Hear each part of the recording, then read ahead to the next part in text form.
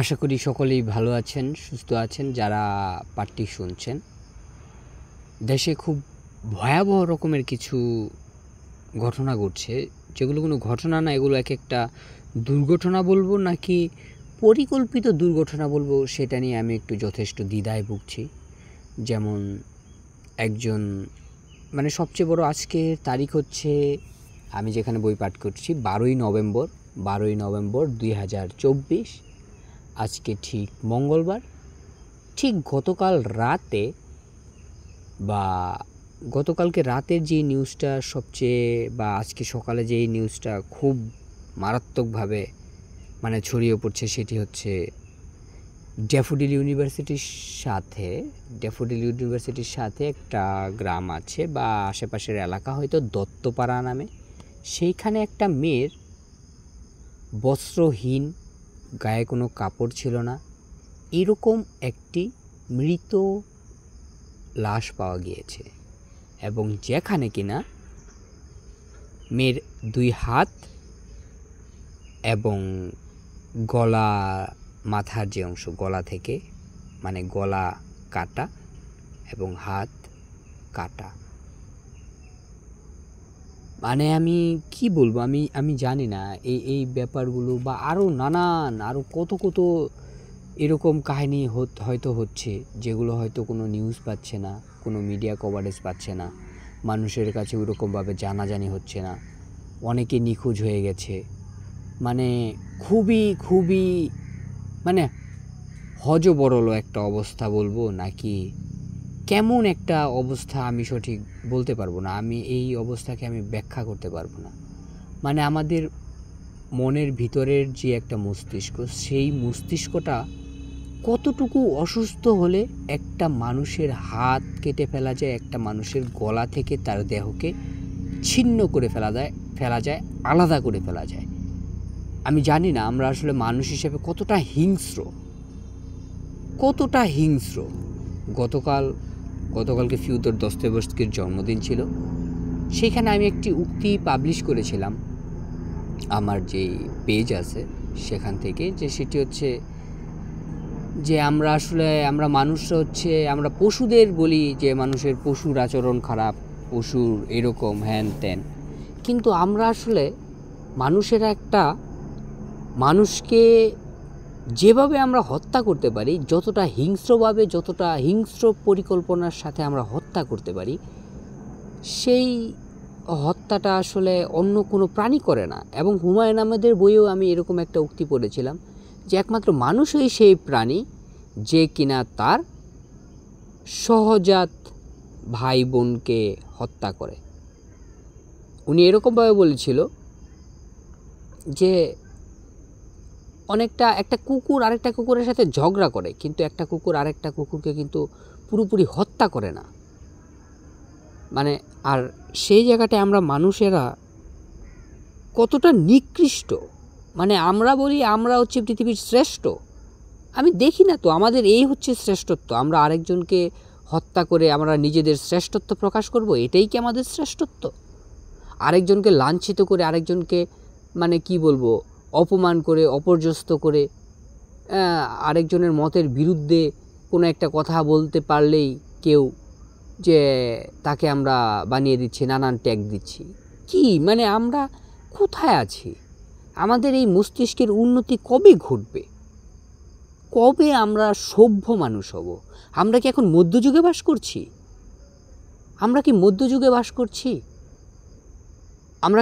আমরা কোথায় আছি? আমরা যে একবিংশ শতাব্দীতে আছি, এটা কি আমরা ভুলে যাচ্ছি? আমাদের মানুষের মধ্যে পশুত্ব, আমি পশুত্ব বলবো না, পশুত্ব যথেষ্ট ভালো। একটা বাঘ আরেকটা মানুষকে খেয়ে ফেলে। কখন খেয়ে ফেলে? যখন সে ক্ষুধার্ত থাকে। একটা বাঘ যদি ক্ষুধার্ত না থাকে, আমি বিশ্বাস করি সেই বাঘটা কোনো পশু কেন কোনো কিছুকেই খাবে না, কোনো কিছুকেই সে তখন আঘাত করবে না। আর আমরা কোথায় আছি? কেন এ ধরনের হত্যা? কেন?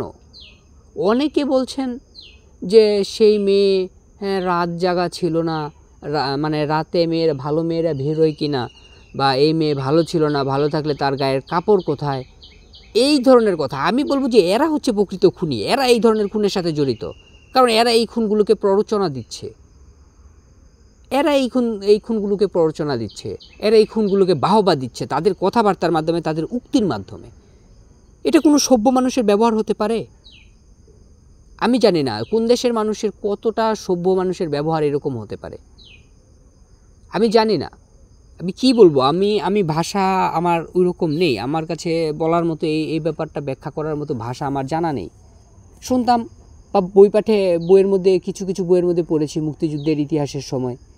আবার এও শুনেছি যে ওই মেয়েটির যখন যে দেহের হাত নেই, গলা নেই, এরকম একটা লাশকে অনেকে কাঠি দিয়ে বা লাঠি দিয়ে নাকি খুঁচিয়ে দেখছে আমাদের উৎসুক জনতা।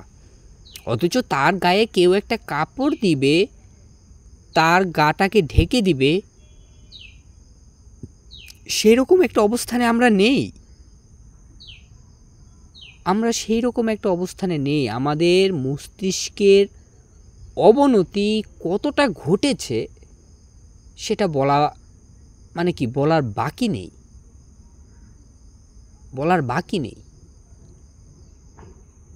আমরা দেখছি যে অনেক বাংলাদেশি, অনেক বাঙালি ভাই বা বোন যারা আসলে ভালো কিছু করছে, দেশের জন্য করছে, দশের জন্য করছে, কিন্তু এরা কারা, কি এদের পরিচয়? তাদের মনুষ্যত্ববোধ আছে? আমি তো মনে করি না। আমি তো তাদের যদি আমি মানুষ বলি তাহলে তো আমার নিজেকে মানুষ হিসাবে আমার ভিতরে লজ্জা ভর করবে। আমি কিভাবে মানুষ হয়েছি? আমার পাশের ভাই, আমার পাশের বোন এই ধরনের কাজ করছে, এসব তো মেনে নেওয়া যায় না। অনেকে যারা মেয়ের যে এই মেয়ে কী ছিল, হ্যান ছিল, ত্যান ছিল, মেয়ে ভালো ছিল না, এই জন্য মেয়েকে হত্যা করা হয়েছে বা মারা হয়েছে, এই ধরনের কথাবার্তা বলছে। মানে আমাদের মস্তিষ্কের মানে কি বলবো, আমাদের মস্তিষ্কের সহানুভূতি বলেন কিংবা আমাদের মস্তিষ্কের অবস্থানের কতটা বিপর্যয় ঘটলে এ ধরনের কথা আমাদের মন থেকে বের হয়, আমাদের মুখ থেকে বের হয়। আমাদের মুখ থেকে বের হয় বলতে আমাদের মতো মানুষের মুখ থেকেই তো বেরোয়েছে। তাহলে তাদের মস্তিষ্কটা কী কাজ করছে, তাদের মস্তিষ্কের ভিতর কি চলছে? ও যেটা বলছিলাম যে মুক্তিযুদ্ধের সময় পাকিস্তানি হানাদার বাহিনী আমাদের দেশের যে সকল যুবতী বা বয়স্ক বা বয়স মানে যে ধরনেরই হোক, মেয়ে বা নারী যারাই ছিল, যাদেরকে ওদের পছন্দ হতো তাদের তুলে নিয়ে যেত ক্যাম্পে। সেই ক্যাম্পে নিয়ে কি করত? সেই ক্যাম্পে নিয়ে রাতভর ধর্ষণ করত, একে অপরকে ধর্ষণ করে একে অপরের সাথে উল্লাস করত। সেই উল্লাসের সময় অনেক মেয়ের স্তন কেটে নিত, একদম স্তন কেটে নিত। অনেক সময় যৌন উত্তেজনার বশে স্তনের বৃন্ত বা বোটা কামড়ে ছিঁড়ে নিত। আবার ঢাকা মেডিকেল হাসপাতালের মর্গে এমন লাশও আসতো যেই লাশগুলোর যৌনাঙ্গে লাঠি ঢুকানো ছিল।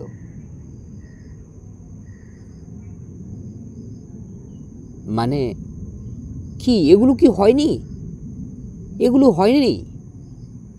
এখনো যারা পাকিস্তানের পক্ষে সাফাই গান, আপনারা হচ্ছেন এই ধরনের ক্রিমিনাল। পাকিস্তান কি এ ধরনের কর্মকাণ্ড করেনি? নাকি তারা সাধু ছিল, তারা ফেরেশতা ছিল, তারা আমাদের উদ্ধার করতে আসছিল, এই বাংলা থেকে আমাদের উদ্ধার করে নিতে আসছিল, তারা আমাদের উদ্ধার করেছিল? আপনাদের কি এরকমটাই মনে হয়? আমি খুবই দুঃখিত। আমি এ ধরনের কথাবার্তা আমার বলতে ভালো লাগে না। এই ব্যাপারগুলো খুব যন্ত্রণা দেয়, নিজেকে খুবই যন্ত্রণা দেয়। আমি জানি না আমি কি থেকে কি বলছি। আমার কথায় যে আপনারা সবাই খুশি হবেন সেটা তো আমার প্রয়োজন নাই রে ভাই, আমার প্রয়োজন নাই। আপনাকে খুশি করা আমার কাজ না। আপনি যদি আমার কথা থেকে কষ্ট পান, সেই কষ্ট দেওয়া আমার কাজ না। আপনি আপনার নিজের কারণে কষ্ট পাচ্ছেন। কারণ কি? আমরা কষ্ট কখন পাই? গৌতম বুদ্ধ কি বলেছে? গৌতম বুদ্ধ বলেছে দুঃখ থেকেই, মানে দুঃখটা কোথা থেকে আসে? আমাদের কামনা থেকে দুঃখ আসে। আপনি হয়তো আমার কাছে এই ধরনের কথা প্রত্যাশা করেন না, যার জন্য আপনি আমার কথায় কষ্ট পাচ্ছেন। But I am sorry to say, আমার এটা বলতে হবে আমাকে। আমি একটা এদেশের নাগরিক হিসেবে আমি এ ধরনের হত্যাকাণ্ড আমি কীভাবে মেনে নিব? তাও আমরা স্বাধীন একটা দেশ, এ ধরনের হত্যাকাণ্ড, এরকম নৃশংস হত্যাকাণ্ড, এসব কি মেনে নেওয়া যায়? এসব কি মেনে নেওয়া যায়? কতটুকু যায়? একটা মানুষের ধৈর্যের বাঁধ কতটুকু হতে পারে, কতটুকু বড় হলে এই ধরনের হত্যাকাণ্ড মেনে নেওয়া যায়? এবং অনেকে সেই হত্যাকারীর পক্ষে সাফাই গাইছেন। আমি আরও কিছু কথা বলবো। ধরেন যারা হোটেলে দেহ ব্যবসার কাজ করে, যে সকল নারীরা হোটেলে দেহ ব্যবসার কাজ করে, তাদেরকে আপনারা ঘৃণার চোখে দেখেন। আমার তো মনে হয় কেন আপনি তাদের ঘৃণার চোখে দেখবেন? আমি তাদের পক্ষে সাফাই গেছি, যদি আপনারা সেটা মনে করেন তাহলে তাই। এই নারীরা দেহ ব্যবসায় কেন যায়? তাদের যদি চাহিদা না থাকতো বাজারে, ভাই একদম ক্লিয়ার কাট বুঝেন, অর্থনীতির চাহিদা এবং যোগান তথ্য, এই দুইটা জিনিস যদি আপনার মাথার ভিতরে থাকে তাহলে আপনি একটু ক্লিয়ারলি বোঝার চেষ্টা করুন। ধরেন আপনি বাজারে দুধ নিয়ে গেছেন, সেই দুধের যদি কোনো চাহিদা বাজারে না থাকে, বাজারে কেউ দুধ নিচ্ছে না, আপনার সেই দুধটা কি করতে হবে? হয় নিজের বাড়ি নিয়ে এসে পড়তে হবে, অথবা বাজারে আরও কম দামে বিক্রি করার চেষ্টা করতে হবে। ধরেন আপনি কম দামে বিক্রি করার চেষ্টা করছেন, তারপরও কেউ নিচ্ছে না, তখন আপনি কি করবেন? রাগের বশে অনেক সময় দুধ আপনি নদীর জলে ভাসিয়েও দিতে পারেন, আবার অনেক সময় বাড়িতে ফেরতও নিয়ে আসতে পারেন, তাই তো? আলটিমেটলি কি, মানে আপনি দুধ যখন আপনার বাজারে চাহিদা নেই, সেই দুধটা আপনি চেষ্টা করবেন আপনি হয় নিজের পরিবারের কাজে লাগাতে, নয়তো সেই দুধটা বা সেই জিনিসটা নষ্ট করে ফেলতে, ঠিক না? আপনি তো দুধের যে গুণাগুণ নেই সেটা নিয়ে আপনি কথা বলবেন না, সেটার বলার প্রয়োজনও মনে করি না। এই কথাটা আপনি বলবেন না যে না দুধের প্রয়োজন নেই বা এই জাতীয় কিছু। যাই হোক, আমি যেটা বলতে চাচ্ছি যে এটি হয়তো একটু অন্যরকম আপনাদের কাছে একটু লাগতে পারে কথাটা, যে একটা জিনিসের যদি চাহিদা না থাকে তখন সেই জিনিসটার যোগান আপনি আস্তে আস্তে ক্রমান্বয়ে বন্ধ হয়ে যাবে। আস্তে আস্তে আপনি বাজারের দুধের চাহিদা যদি না থাকে, মানুষজন কি করবে? এই গরু পালা বাদ দিয়ে দিবে। কেন গরু পালবে? কারণ বাজারে তো আলটিমেটলি দুধের কোনো চাহিদা নেই। তার মানে আস্তে আস্তে এই জিনিসগুলো, গরু পালন করাটা আস্তে আস্তে বন্ধ হয়ে যাবে, এটাই তো ঘটবে। তাহলে আপনি একটা জিনিস ক্লিয়ার কাট চিন্তা করুন, যেই যারা দেহ ব্যবসায়ী, যে সকল নারীরা, তাদের যদি বাজারের চাহিদা না থাকতো, তাদের কাছে যদি কোনো মানুষ না যেত, তারা এই ব্যবসাটাকে কতদিন টিকিয়ে রাখতে পারত? 1 বছর, 1.5 বছর? আমার তো মনে হয় না। তারা বিকল্প উৎসের চিন্তা করত, তাদের আয়ের বিকল্প উৎসের চিন্তা করত, যে তাদের বিকল্প উৎস কি। আপনাকে ক্লিয়ারলি বুঝতে হবে যে তাদের চাহিদা আছে, এবং চাহিদা আছে কাদের মনে চাহিদাটা আছে, কারা সেই চাহিদাটার অংশীদার, সেই চাহিদাটা কারা চাচ্ছে? আমার আপনার মতো মানুষ। আমরা হোটেলে যাচ্ছি, এই দেহ ব্যবসায়ী নারীদেরকে নিয়ে রঙ্গফূর্তি করছি, এটা করছি দেখেই তো তারা এই সেক্টরগুলোতে আসছে। এই সেক্টরগুলোতে যদি না আসতো, এই সেক্টরটা যদি মানুষজন যদি হোটেলে যে এ সকল কার্যক্রম না করতো, এ সকল কার্যক্রম না চালাতো, তারা কি আলটিমেটলি এই ব্যবসাটা ধরে রাখতে পারতো? আমার তো মনে হয় না।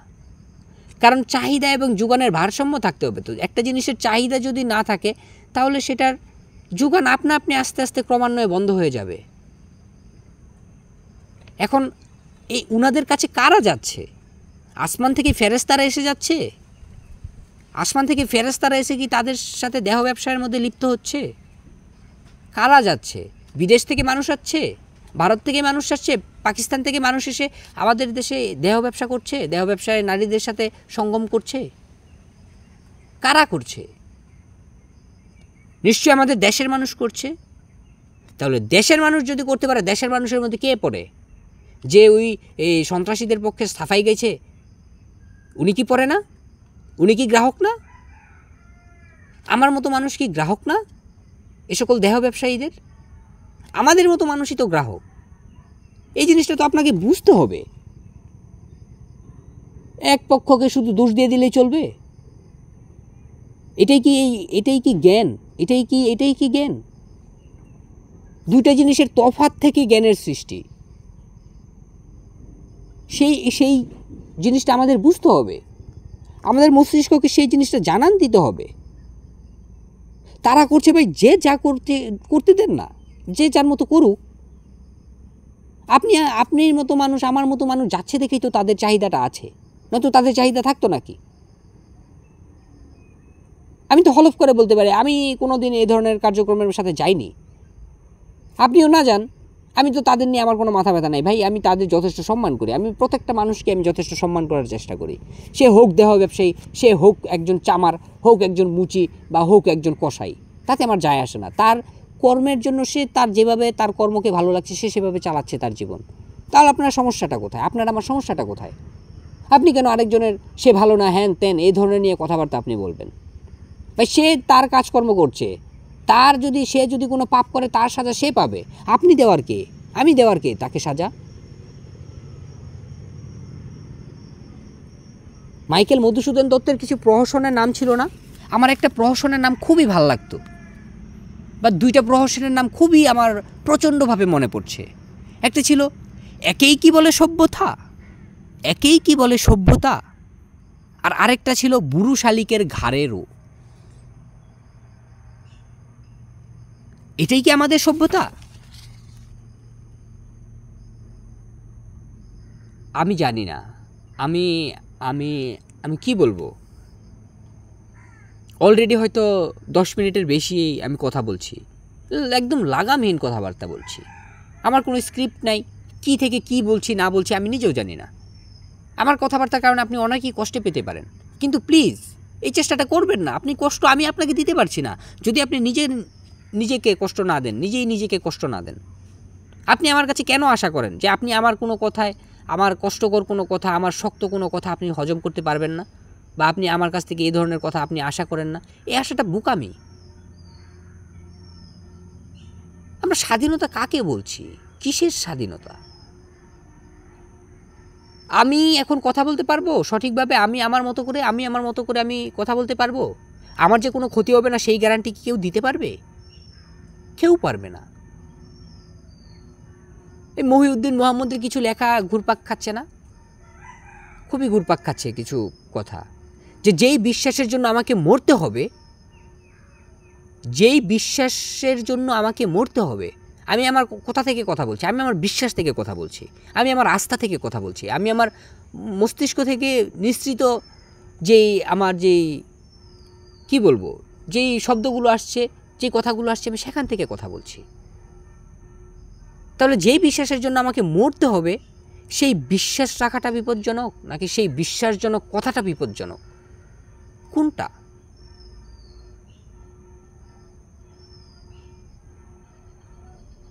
আমি জানি না। আমি মানে কি বলবো, আমি চরম হতাশার মধ্য দিয়ে যাচ্ছি। এ ধরনের জিনিসগুলো আসলে মগজের ভিতরে এক ধরনের ট্রমা সৃষ্টি করছে। একটা মানুষ কতটা নৃশংস হলে এ ধরনের কার্যক্রম করতে পারে?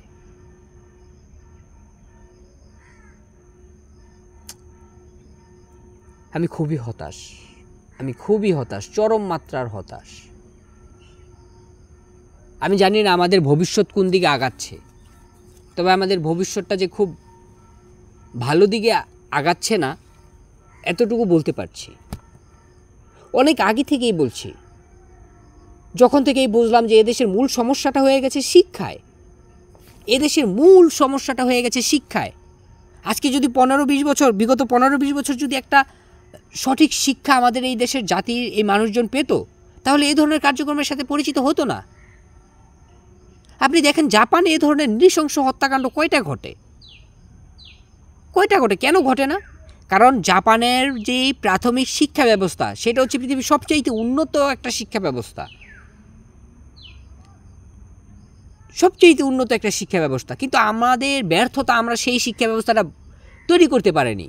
আমরা বড় বড় অবকাঠামো নির্মাণ করেছি, আমরা বড় বড় খাতে দুর্নীতি করেছি, 200 টাকার বালিশ আমরা 5000 টাকা দিয়ে কিনেছি। এই হয়ে গেছে আমাদের অবস্থান। সরকারি কর্মকর্তারা অনেকের মুখেই শুনেছি যে একটু বাড়তি উপার্জন না হলে শরীরটা ম্যাচ ম্যাচ ম্যাচ ম্যাচ করে, আমোদ আসে না শরীরে। কিছুদিন আগে আমি সরকারি মেডিকেলে টেস্ট করতে গেলাম, ওনারা বলছে এক্স রে মেশিন নষ্ট, অথচ বাহিরে মানুষের লাইন পড়ে গেছে, বাহিরে 50 জন 100 জনের মতো মানুষ লাইন পড়ে গেছে, অথচ ওনারা বলছে ওনাদের এক্স রে মেশিন নষ্ট, আর এক্স রে করবে না। অথচ কিছুক্ষণ পরেই একটা পরিচিত কর্মকর্তা নিয়ে সেই এক্স রের ভিতরে ঢুকে দেখি যে এক্স রে করছে সেই কর্মকর্তা বলছে, স্যার সারাদিনে আর কয়টা করুন, 80টা করছি, আরও 30টা পেন্ডিংয়ে আছে, আর কয়টা করুন স্যার। এই রকম কথা। মানে কি দাঁড়াচ্ছে? আমরা একটা মগের মুল্লুকে বাস করছি, তাই তো? একটা মগের মুল্লুকে বাস করছি না, যেখানে একটা মানুষের জীবনের নিরাপত্তা নেই, জীবনে কথা বলার কোনো অধিকার নেই, একটা স্বাধীনতা নেই। হিন্দুদের চারাল মালাউন বলে ট্যাগ দেয়, ইসকন সন্ত্রাসী সংগঠন, এই ধরনের কথাবার্তা। ভাই, ইসকন সন্ত্রাসী সংগঠন হলে বাকি মানুষজন কি ফেরেস্তা? এই পৃথিবীর সব ফেরেস্তা, সব অন্যান্য যে সকল ধর্মীয় দলগুলি আছে সব ফেরেস্তা তারা।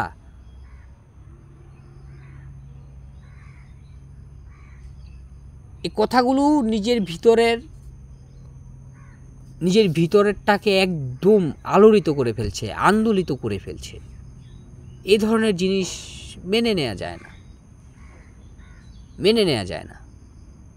আপনাদের বিপক্ষে গেলে আপনি আরেকজনকে নানান কথাবার্তা বলবেন, নানানভাবে সমালোচনা করবেন, এটা হতে পারে না। কোথায় আমাদের অধিকার? অনেকদিন আগে একটা বয়স্ক লোকের একটা কথা খুবই ভাইরাল হয়েছিল। মানে জগতে সবচাইতে কম যে জিনিসটার মূল্য সেটা হচ্ছে আমাদের জীবন। হ্যাঁ, মানে আমাদের বর্তমান বাংলাদেশের পরিপ্রেক্ষিতে আমরা এরকমটাই দেখছি যে সবচাইতে মূল্যহীন জিনিসটা হচ্ছে মানুষের জীবন। এবং এই জীবন নিয়ে রাজনীতিবিদরা খেলাধুলা করে, বড় বড় ব্যবসায়ীরা খেলাধুলা করে। কেন ভাই? ব্যবসায়ীরা আমাদের জীবন নিয়ে খেলবে, রাজনীতিবিদরা আমাদের জীবন নিয়ে খেলবে, সরকারি কর্মকর্তারা আমাদের জীবন নিয়ে খেলবে, বেসরকারি কর্মকর্তারা আমাদের জীবন নিয়ে খেলবে। কেন?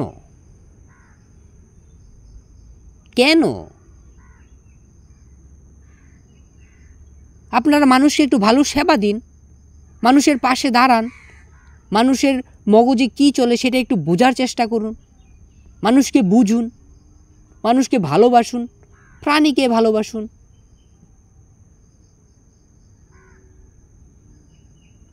কিন্তু না, কোথায় আছি আমরা?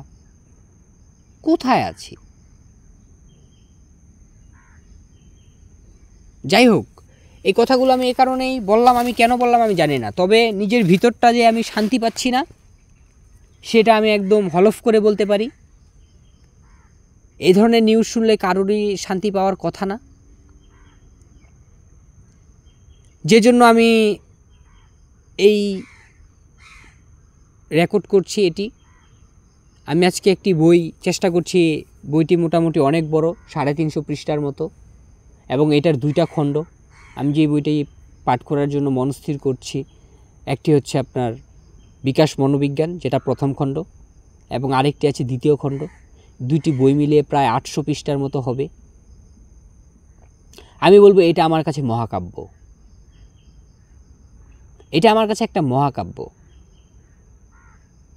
এবং এই বইটি আমি চেষ্টা করব প্রয়োজনে যদি 100 পর্বও হয়, এই 2টি বইয়ের পাঠ আমাকে শেষ করতে হবে। আমি চেষ্টা করব এই 2টা বইয়ের পাঠ আমাকে শেষ করতে হবে। মন কি? আপনার ভিতরে একটা মন আছে, যে হত্যা করছে সে, তার ভিতরে একটা মন আছে, যে হোটেলে যাচ্ছে তার ভিতরে একটা মন আছে। কিন্তু কোনটা নৈতিক কোনটা অনৈতিক, এই 2টা জিনিসের তফাৎ তো আপনাকে বুঝতে হবে। তাও আবার আপনার মগজ দিয়ে এই 2টা জিনিসের তফাৎ যদি আপনি না বুঝতে পারেন, তাহলে ভাই আমি মনে করি না আপনি কোনো মানুষ হিসাবে, আপনার কোনো মানুষ হয়ে আপনার কোনো লাভ আছে। কোনো লাভ নাই, কোনোই লাভ নাই। যাই হোক, আমি আর কোনো কথা বাড়াবো না। আমি এই বইটি আমি সম্পূর্ণ পাঠও করব না এখন আপাতত। আমি শুধুমাত্র এখানে যেই প্রচ্ছদের মধ্যে যেই লেখাটা এবং এটার যে আমাদের ভূমিকাটা আছে, আমি শুধুমাত্র এতটুকুই পাঠ করব।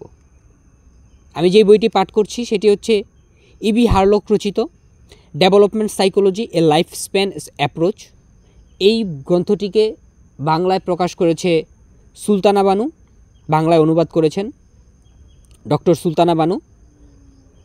গ্রন্থটি অসংখ্য গবেষণাভিত্তিক তথ্যে সমৃদ্ধ। অধিকন্তু আমাদের দেশের স্নাতকোত্তর পর্যায়ের বিকাশ মনোবিজ্ঞানের সিলেবাসের যাবতীয় পঠনীয় বিষয়বস্তু গ্রন্থটির অন্তর্ভুক্ত। সাবলীল ভাষায় লিখিত এবং মূল্যবান গবেষণাভিত্তিক তথ্য সমৃদ্ধ এরকম একটি গ্রন্থ বিকাশ সম্পর্কে মৌলিক জ্ঞান অর্জনের জন্য অপরিহার্য। বিকাশ ধারার বৈশিষ্ট্য, মায়ের গর্ভে শিশুর উৎপত্তি, আতুরকাল, প্রাক-শৈশবকাল, শৈশব ও বাল্যকাল পর্যন্ত জীবনের বিকাশ এই খণ্ডের আলোচ্য সূচির অন্তর্ভুক্ত। এই গ্রন্থে 1992 সালে প্রথম, 1997 সালে দ্বিতীয় এবং 2003 সালে তৃতীয় মুদ্রণ প্রকাশিত হয়। শিক্ষার্থীদের ব্যাপক চাহিদার পরিপ্রেক্ষিতে গ্রন্থটির চতুর্থ মুদ্রণ প্রকাশ করা হলো। এখানে ডক্টর সুলতানা বানু যিনি আছেন তিনি হচ্ছেন অধ্যাপক, মনোবিজ্ঞান বিভাগ, ঢাকা বিশ্ববিদ্যালয়। এবং বইটি প্রকাশ করেছে চয়নিকা। চয়নিকা পুস্তক প্রকাশক ও বিক্রেতা বইটি প্রকাশ করেছেন। এবং ইবি হারলক হচ্ছে এই বইটির মূল রচয়িতা এবং অনুবাদক হচ্ছেন, আমি আবারও বলছি, ডক্টর সুলতানা বানু, যিনি কিনা ঢাকা বিশ্ববিদ্যালয়ের মনোবিজ্ঞান বিভাগের একজন অধ্যাপক। ভূমিকা। বর্তমানে বিকাশ মনোবিজ্ঞান স্নাতক ও স্নাতকোত্তর পর্যায়ের পাঠ্যক্রমের অন্তর্ভুক্ত অন্যতম বিষয়। বাংলা ভাষায় লিখিত বইয়ের অভাব হেতু ছাত্রছাত্রী ইংরেজি বইয়ের শরণাপন্ন হচ্ছে। বিদেশি ভাষায় রচিত বিষয়বস্তু অনুবাদ করে মর্মার্থ অনুধাবন করতে অনেক সময় তাদের ব্যয় করতে হয়। এছাড়াও ইংরেজি বই সহজলভ্য না হওয়ায় সবাই সময় মতো সেগুলো পড়ারও সুযোগ পায় না। ছাত্রছাত্রীদের এসব সমস্যার কিছুটা নিরসনের উদ্দেশ্যে বিকাশ মনোবিজ্ঞানের উপর বাংলায় একটি বই লেখার প্রয়োজনীয়তা অনুভব করি। বিকাশ একটি জীবনব্যাপী প্রক্রিয়া। জন্ম থেকে শুরু করে মৃত্যুর পূর্ব পর্যন্ত মানুষের আচরণ নিরবিচ্ছিন্নভাবে পরিবর্তিত হয়। বিশেষ বিশেষ বয়সে এই পরিবর্তন দ্রুত ঘটে, অন্যান্য বয়সে পরিবর্তনের গতি মন্থর, ফলে মানুষের আচরণে বৈচিত্র্য সূচিত হয়। এখানে বিকাশ মনোবিজ্ঞানের উপর ইংরেজি ভাষায় লেখা বইগুলোর অধিকাংশই জীবনের নির্দিষ্ট অধ্যায় অর্থাৎ কৈশোর অথবা যৌবন পর্যন্ত বিকাশ সম্পর্কিত তথ্যে সমৃদ্ধ। দু একটি বইয়ে অবশ্য মধ্যবয়স ও বৃদ্ধ বয়সের বিকাশ সম্পর্কে মোটামুটি আলোচনা রয়েছে, কিন্তু বইগুলো দুষ্প্রাপ্য হয় প্রত্যেক ছাত্রছাত্রীর পক্ষে একসাথে সবগুলো বই পড়া সম্ভব হয় না। ইবি হারলকের লেখা development psychology a life span approach পঞ্চম সংস্করণ বইটিতে জীবনব্যাপী বিকাশের পূর্ণাঙ্গ চিত্র পাওয়া যায়। বইটি অসংখ্য গবেষণাভিত্তিক তথ্যে সমৃদ্ধ। অধিকন্তু আমাদের দেশের স্নাতকোত্তর পর্যায়ের বিকাশ মনোবিজ্ঞানের সিলেবাসের যাবতীয় গঠনীয় বিষয়বস্তু বইটির অন্তর্ভুক্ত। সাবলীল ভাষায় লিখিত এবং মূল্যবান গবেষণাভিত্তিক তথ্য সমৃদ্ধ এরকম একটি বই বিকাশ সম্পর্কে মৌলিক জ্ঞান অর্জনের জন্য অপরিহার্য। বিকাশ সম্পর্কিত বিজ্ঞানসম্মত ধারণার উদ্ভব ও তার প্রসার ঘটেছে পাশ্চাত্য দেশে। আমাদের দেশে বিকাশ ধারা সম্পর্কে গবেষণাভিত্তিক তথ্য নেই বললেই চলে। তাই পাশ্চাত্যের পটভূমিতে বিকাশ সম্পর্কে যেসব ধারণা, মতবাদ প্রতিষ্ঠিত হয়েছে এবং গবেষণার মাধ্যমে যেসব তথ্য উদ্ঘাটিত হচ্ছে, তার সাথে ছাত্রছাত্রীদের পরিচয় করিয়ে দেওয়ার লক্ষ্যেই হারলকের developmental psychology a life span approach এর পঞ্চম সংস্করণ অবলম্বনে বাংলায় বিকাশ মনোবিজ্ঞান শীর্ষক বইটি লিখছি। সিলেবাসের কথা মনে রেখে সূচিপত্র প্রায় একই রকম রাখা হয়েছে।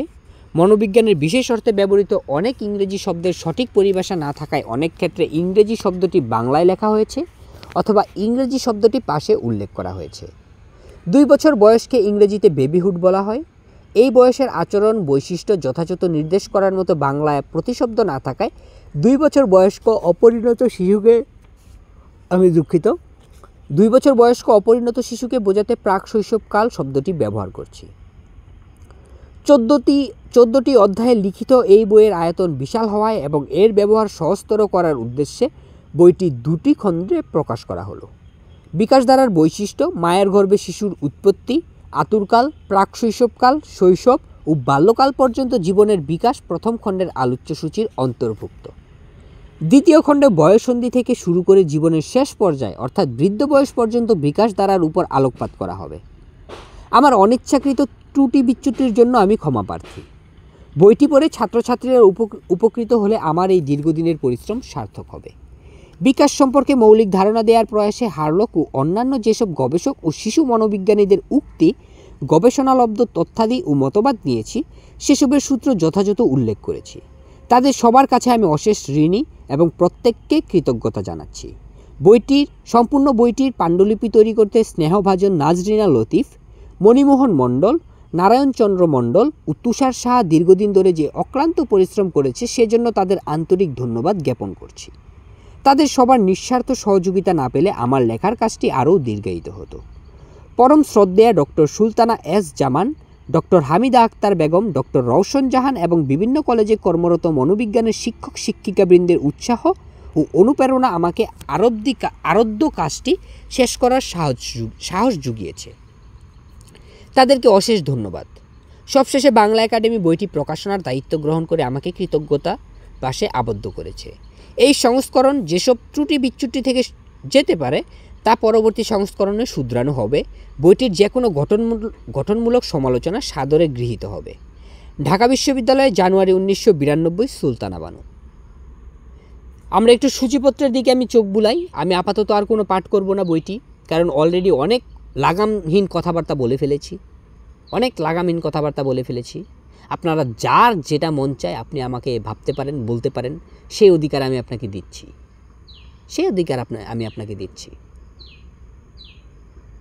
সূচিপত্রটা একটু দেখি যে আমরা পরবর্তীতে এই বইটির কী পাঠ করব, কেন পাঠ করব, এই বইটি আমরা কেন শুনব, বইটির আমাদের কি প্রয়োজনীয়তা আছে, কি দরকারে আমরা বইটি শুনব, এটার আদৌ কতটুকু প্রয়োজনীয়তা আছে, বা এই বইটি আমি কেন হাতে নিলাম। অনেকে আমাকে অনেক বই হাতে নিতে বলছেন, কিন্তু এটা একটা খুবই দীর্ঘ একটা প্রজেক্ট, এটা আমাকে হাতে নিতে হচ্ছে। সূচিপত্রটা একটু দেখি। প্রথম অধ্যায় বিকাশ, ডেভেলপমেন্ট। 1.1 আছে মনোবিজ্ঞানে বিকাশ সম্পর্কিত ধারণা, বিকাশসূচক পরিবর্তনের অর্থ, বিকাশসূচক পরিবর্তনের লক্ষ্য, বিকাশসূচক পরিবর্তন সম্পর্কে গবেষণাসমূহ, বিকাশসূচক পরিবর্তনের প্রতি মনোভাব, বিকাশের তাৎপর্যপূর্ণ তথ্য, বিভিন্ন বয়সের ব্যক্তি সম্বন্ধে সমাজে চিরাচরিত ধারণা, জীবনের প্রসার, জীবন প্রসারের বিভিন্ন বিভাগ, জীবন প্রসার সম্বন্ধে সাম্প্রতিক আগ্রহ, গবেষণার ক্ষেত্রে প্রতিবন্ধকতার পরিমাণ, এই ধরনের বিষয়গুলো আমরা এখানে দেখব। এখানে বিকাশ বলতে কি? আমাদের মস্তিষ্কের বিকাশ, আমাদের মগজের বিকাশ, আমাদের মানুষের বিকাশ। আমি আর কথা বাড়াচ্ছি না। আমি জানি না আমার করা এই বই পাঠটি আপনারা কতটুকু ভালোভাবে নেবেন, কতটুকু খারাপভাবে নেবেন, সেই আশা আমি আপনাদের করছি না। যার ভালো লাগবে সে লাইক করবেন, কমেন্ট করবেন, সাবস্ক্রাইব করার চেষ্টা করবেন, কারণ আমি চাচ্ছি এই কমিউনিটিটা বাড়ুক। আমরা যারা অনেকটা সমমনস্ক পর্যায়ের মানুষ আছি, তাদের বাড়ুক। আমার শ্রদ্ধেয় একজন কলিগ, আমি জীবনে সর্বপ্রথম চাকরি করেছি একটা প্রাইভেট হাই স্কুলে। আমার একজন কলিগ ছিল, যার নাম আমি খুব শ্রদ্ধা ভরে স্মরণ করছি, হালিম ভুইয়ান। এই হালিম ভুইয়ানের সাথে আমার সম্পর্কটা ছিল এরকম, স্কুলে জয়েন করার পর থেকে উনিই একমাত্র শিক্ষক ছিল যার সাথে কিনা আমি টানা 10 মাস কোনো কথা বলিনি। তার সাথে আমার টানা 10 মাস কোনো কথা হয়নি, কোনো কথাই তার সাথে আমার হয়নি টানা 10 মাস। পরবর্তীতে কোনো একটা ট্যুরে গেলাম, তখন একটা রাতে সারাটা রাত আমরা কথা বলে পার করলাম। সেই রাতে উনি একটা আমাকে কথা বলেছিল যে দেখো, সমবয়সী মানুষের অনেক পাওয়া যায়, সমবয়সী মানুষ অনেক পাওয়া যায়, কিন্তু সমমনস্কা মানুষের খুব অভাব। সমমনস্ক মানুষ তুমি খুব কম দেখবে, সমমনস্ক মানুষ তুমি পাবে না। সমবয়সী মানুষ পাবে, সমবয়সী মানুষ পাওয়া যায়, কিন্তু সমমনস্ক মানুষ পাওয়াটা অনেক কঠিন। সমমনস্কা মানুষ খুব কম। আমি চাচ্ছি আমার এই ভিডিওটি যাদের কাছে পৌঁছেছে আপনারা পাশে থাকুন। আমার মানুষের প্রয়োজন, আমার সমবয়স্ক আমি মানুষ চাই না, আমার সমবয়স্ক মানুষের প্রয়োজন নাই, আমার সমমনা মানুষ প্রয়োজন, যারা কিনা কোনো হিংসা, ঘৃণা, লোভ, কারোর ক্ষতি, এই ধরনের বিষয়গুলোর দিকে আপনারা নজর দিচ্ছেন না। মানে এ ধরনের বিষয় যাদের ভালো লাগে না, যারা আরেকজনকে হত্যা করতে উদ্বুদ্ধ হন না, যারা আরেকজনকে মেরে ফেলতে চান না, যারা আরেকজনের গায়ে হাত তুলতে পছন্দ করেন না, যারা কোনো অরাজকতা পছন্দ করেন না, আমার সেই সকল মানুষ প্রয়োজন। আমার কোনো হিংস্র পশু বলবো না, আমি পশু অনেক ভালো, মানে পৃথিবীর নিকৃষ্ট, হিংস্র, জঘন্য সব মানুষদের আমি ধারে কাছেও থাকতে চাই না। তারা আমার চ্যানেলের আশেপাশেও আসবেন না। আপনাদের জন্য আমার এই চ্যানেল না, আমি সোজাসুজি বলে দিলাম আজকে। আপনাদের জন্য কোনো হিংস্র মানুষদের জন্য আমার এই চ্যানেল না। আপনারা এখানে আসবেন না, আপনাদের প্রয়োজন নাই। যারা মানে পরিবর্তনের, যাদের মনের ভিতরে পরিবর্তনের একটা তাগিদ আছে, যে না আমরা মানুষ, আমাদের প্রচুর ভুলভ্রান্তি আছে, আমরা আমাদের শুধরাতে চাই, তারা দয়া করে আমার চ্যানেলটার আশেপাশে আসবেন। যাদের, আমি জানি না কাদের কাছে এই বক্তব্যটা পৌঁছাবে, কিন্তু আমি চাই সমমনা মানুষ, সমবয়স্ক মানুষের প্রয়োজন নাই, কোনো হিংস্র মানুষের প্রয়োজন নাই, জঘন্য সব মানুষের আমার প্রয়োজন নাই, নিকৃষ্ট মানুষের প্রয়োজন নাই। তারা সমাজের ক্ষতি করছে, তারা দেশের ক্ষতি করছে, তারা দোষের ক্ষতি করছে, তারা দেশের মানুষের সাথে গেম খেলছে, তারা দেশের মানুষকে নিয়ে অন্যায় করছে, অত্যাচার করছে। সে যেই হোক, সে যেই হোক, তার কাছে আমার কোনো, তাদের সাথে আমার কোনো পরিচয় নাই। অনেকের কাছে অনেক শক্ত কথা মনে হতে পারে, কিন্তু আমি আমার বক্তব্য আমি চেষ্টা করলাম পরিষ্কার করার। আমার দর্শন কি সেটা আপনি আগে ভালোভাবে বুঝুন। ধর্ষণ আর দর্শন দুইটার জিনিসের তফাৎটা বুঝুন। নিজের মগজটাকে খাটান, নিজের মগজটাকে খাটান। আপনি কেন এই ধরনের জঘন্য সব কাজ করতে যাবেন? কেন আরেকজনকে আপনার হত্যা করতে হবে আর আপনার মতের বিরুদ্ধে গেলে? কেন আরেকজনকে পিটিয়ে মেরে ফেলতে হবে? কেন আরেকজনকে লাঞ্ছিত করতে হবে? ওই তো মাইকেল মধুসূদনের সেই প্রহসনের নামটাই আমার মাথার ভিতরে বারে বারে ঘুরছে। একেই কি বলে সভ্যতা, একেই কি বলে সভ্যতা। এখন আমার বলতে হচ্ছে, তথাকথিত একেই বলছি আমরা সভ্যতা। যেই সভ্যতার ছায়াতলে আমরা মানুষকে মানুষ হিসাবে গণ্য করছি না, মানুষকে মানে একদম মানে কোনো মূল্যহীন একটা প্রাণীর মতো অন্যায়ভাবে অত্যাচার করছি, অবিচার করছি, হত্যা করছি, খুন করছি, মানুষের হাত কেটে ফেলছি, গলা কেটে ফেলছি।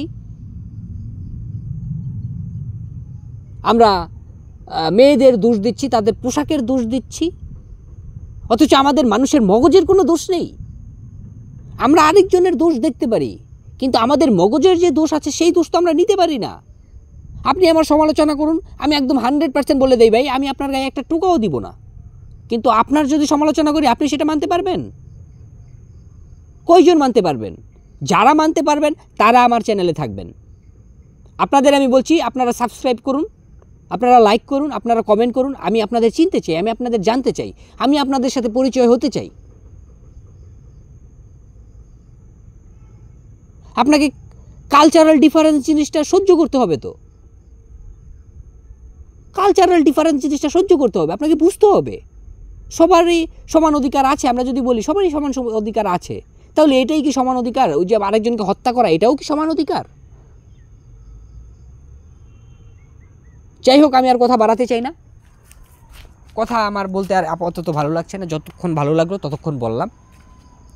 অনেকের আপনাদের আমার কথাবার্তা ভালো লাগবে না। যাদের ভালো লাগবে না, দয়া করে চ্যানেলের এখান থেকে ভিডিওটি 1 সেকেন্ডও আর সামনের দিকে না এগিয়ে আপনি এখান থেকে চলে যান, স্কিপ করুন। প্রয়োজন নাই ভাই। আমি আপনাদের উদ্দেশ্যে বলি না আমার চ্যানেলটা সাবস্ক্রাইব করুন, আমার চ্যানেলটা লাইক করুন, আমার চ্যানেলটার ওয়াচ টাইম বাড়ান। আমি আপনাদের উদ্দেশ্যে বলি না। আমি সমমনা মানুষদের বলি। আমি এই কথাগুলো আমার সমমনা মানুষকে বলতে চাই, এবং যারা পরিবর্তনের তাগিদকে প্রাধান্য দেন। একটা কথা বলে আমি শেষ করছি। সেটি হচ্ছে ইউভাল নোয়া হারারির একটা কথা, একটা উক্তি ইউভাল নোয়া হারারির। উক্তিটি হচ্ছে, history is not the study of past, history is the study of change. আমি আবার বলছি, history is not the study of past, history is the study of change. অতীত সম্পর্কে জানাটা আমাদের ইতিহাস না। ইতিহাস হচ্ছে অতীত জেনে আপনার ভবিষ্যৎ পরিবর্তন করা। আমাদের অতীত জেনে আমরা ভবিষ্যৎ পরিবর্তন করব, সেটা হচ্ছে ইতিহাস। History is not the study of past, history is the study of change. ইতিহাস আমরা পড়ব পরিবর্তনের তাগিদে, ইতিহাস জানার তাগিদে না। পরিবর্তনের তাগিদে আমরা ইতিহাস পড়ব, পরিবর্তনের তাগিদে আমাদের ইতিহাস পড়তে হবে, আমাদের জানতে হবে তাদের সময় আমাদের সময় কতটুকু আমাদের পার্থক্য। যাই হোক, আমাদের এই বইটা বুঝতেই পারছেন আপনারা, মনোবিজ্ঞান সম্পর্কিত একটা বই, খুবই বড় মাপের একটা বই। এবং মনোবিজ্ঞানের যারা স্নাতকের শিক্ষার্থীরা আছে, এই দুইটা খণ্ড আমি বলবো যে তারাও ভালোভাবে পড়ে না। আমাদের দেশে পড়ে, তারা পড়েই না, নিজের পাঠ্য বই পড়ে পাশের জন্য, যে এক ধরনের একটা নোংরামি, চাকরির জন্য পড়ে, নিজে জানার জন্য পড়ে। কয়জন পড়ে? সেই মানুষগুলো আমি তাদের অ্যাকুইজিশন চাই অনেকটা। যাই হোক, সবাই ভালো থাকেন, সুস্থ থাকেন, সাবধানে থাকেন, নিরাপদ থাকেন, যতটা সম্ভব নিজের নিরাপদ জিনিসটা আপনি চেষ্টা করেন। এবং আমি মেয়েদেরকে বলবো, যারা এখানে আমার শ্রোতা যারা অনেকে মেয়ে আছেন, ফিমেল, প্লিজ প্রয়োজন ছাড়া বাইরে বের হবেন না, মানুষের ভিড়ে থাকার চেষ্টা করবেন অনেকটা, যাতে আপনার কোনো একটা দুর্ঘটনা ঘটার সাথে সাথে আপনি বলতে পারেন। দয়া করে রাতে বের হবেন না, প্লিজ, দয়া করে না।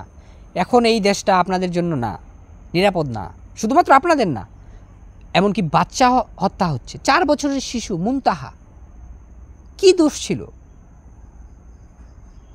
কি দোষ ছিল?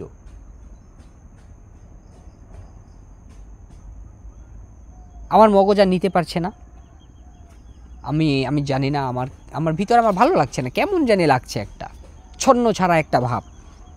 এই জন্য যেখানে আমি চিন্তা করেছিলাম আমি বই ছাড়া অন্য কোনো কথাবার্তা বলবো না, কিন্তু বলতে হচ্ছে, কারণ আমি আমার ভবিষ্যৎটাকে সুন্দর দেখতে চাই, আমি আমার চারপাশের মানুষগুলোকে সুন্দর দেখতে চাই, আমি আমার চারপাশটাকে আরও বেশি ভালো দেখতে চাই, আমি আমার চারপাশটাকে ভালো রাখতে চাই।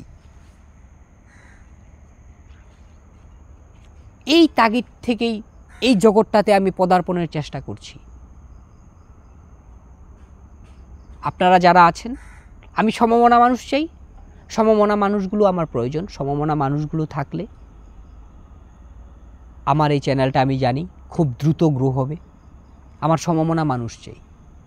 আমি আমাদের পরিবেশটা, আমাদের ভবিষ্যৎটা, আগামীর ভবিষ্যৎটা আরও সুন্দর যারা দেখতে চায়, আগামীর ভবিষ্যৎটা নিয়ে যারা অনেক বড় স্বপ্ন বিনির্মাণের প্রচেষ্টায় থাকতে চায়, আমি তাদেরকে চাই। প্লিজ দয়া করে আমি আপনাদের কাছে অনুরোধ করব, যারাই আছেন আপনারা যুক্ত হন, পাশে থাকেন, একটা ভালো দেশ আমরা যাতে উপহার দিতে পারি, একটা ভালো ভবিষ্যৎ যাতে আমরা পরবর্তী প্রজন্মকে দিতে পারি, নয়তো আমরা কবরে গিয়েও শান্তি পাবো না। সবাই ভালো থাকেন, সুস্থ থাকেন।